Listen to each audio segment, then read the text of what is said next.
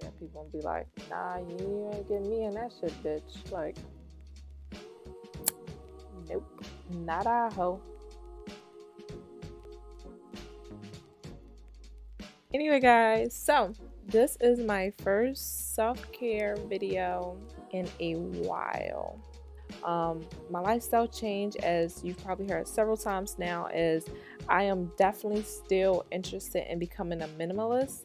I just realized that talking about it and saying it just isn't going to cut it. It's still a number one life-changing experience that I am working on every day. Being a minimalist is a different route or a different journey for everyone, and as y'all know, my page is about being confidently lost and about you all following my journey.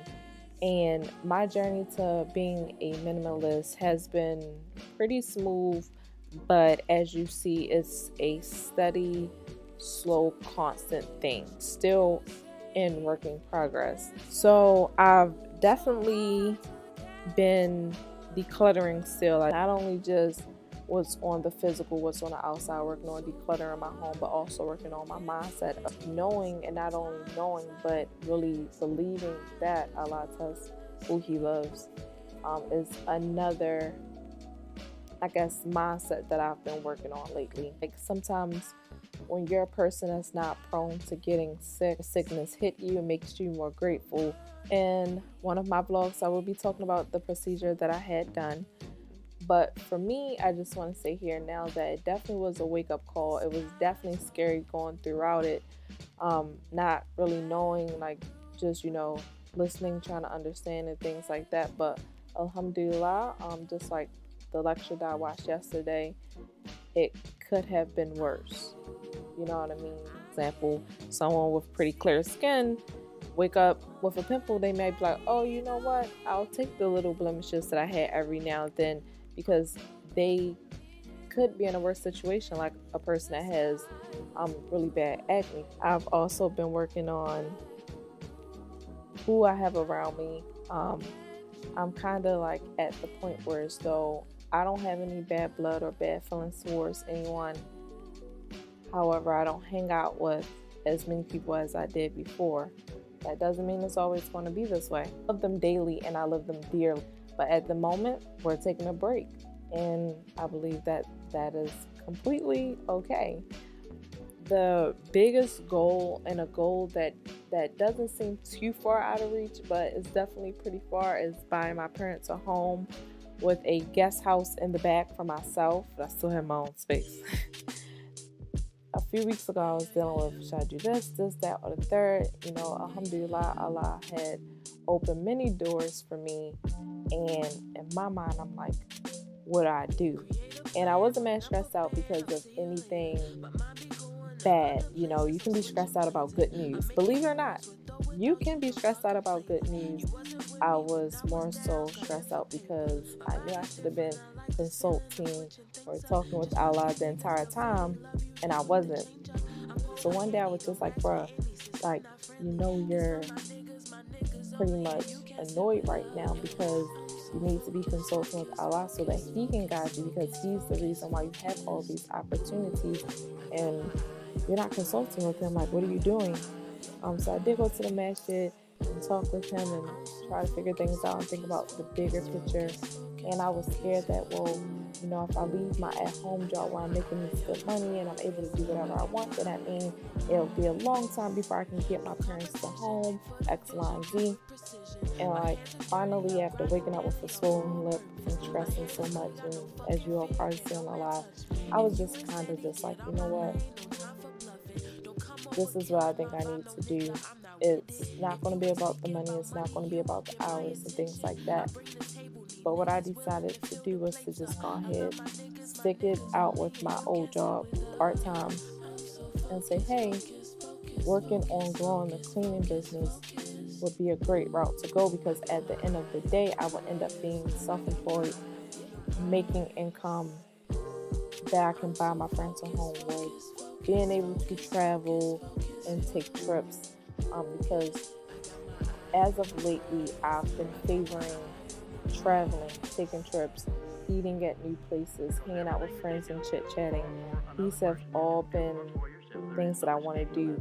Going to meet good people that live here, meeting good people that live there, and just wanting to be around other type of people and constantly meeting good people and connecting and things like that. And I just had to think to myself and like really to myself and really pray about like it's not going to be and staying at this job because of how much I make in X, Y, and Z. So I was just like, girl, take that pay cut, take them hour cuts, because you're going to need that motivation up under your butt to actually grow the cleaning business. Get in there and get dirty type thing. Alhamdulillah for all these opportunities. Challenge that I still face, honestly, is making my daily salat. I did say to myself that, hey, not only do I want to make my daily salat, I want to make at least one of my salats at the masjid. Now, I did do pretty good at that when I kept that as a goal. So I am going to make that a goal again. Making one of my salats, at least one of my salats at the masjid. Definitely keeping up with my daily salat. And, going live on YouTube. I guess I kind of got like annoyed with myself because it's just like, how you make it a goal to go live every day on YouTube and you've been doing good at it, but you can't even make it a goal to go pray. And that's like 5 minutes or less.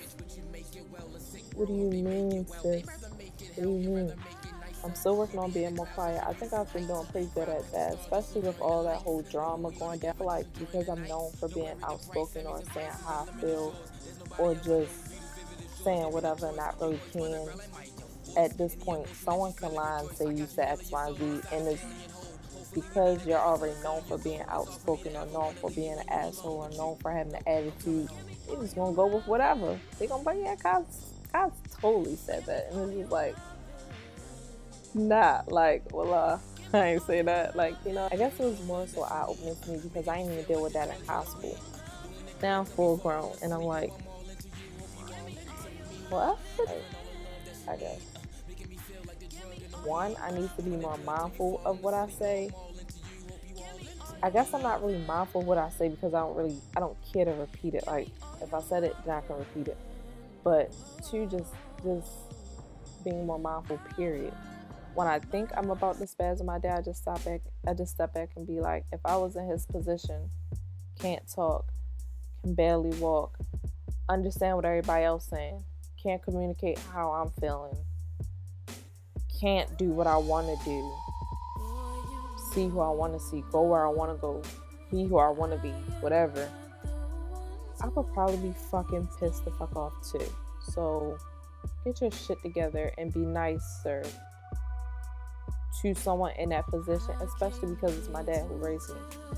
So like, yeah, he gets in some mood swings and it can be hard to manage, and I think that's what gets me, is that sometimes it's just really hard to manage. At the end of the day, being more mindful to everything, whether it's someone else's feelings or being more mindful to how you feel, or being more mindful to how you have your space set up, or who you have in your space, what you're putting in your body, what you're giving off. Just being more mindful of it all. Like, mindfulness matters. That's why y'all confidently lost with me. Y'all following me on this journey for real.